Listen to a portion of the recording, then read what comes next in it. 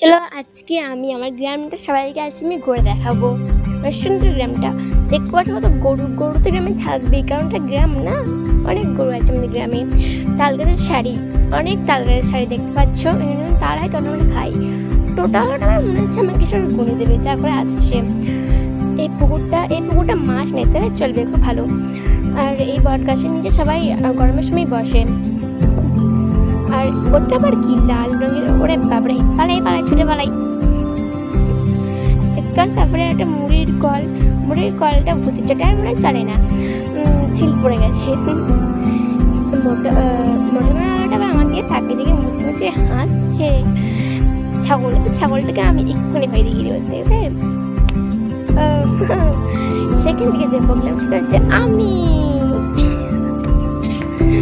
দেখতে পাচ্ছি এটা আমার মা আর আমি। তো সবাই লাইক, কমেন্ট আর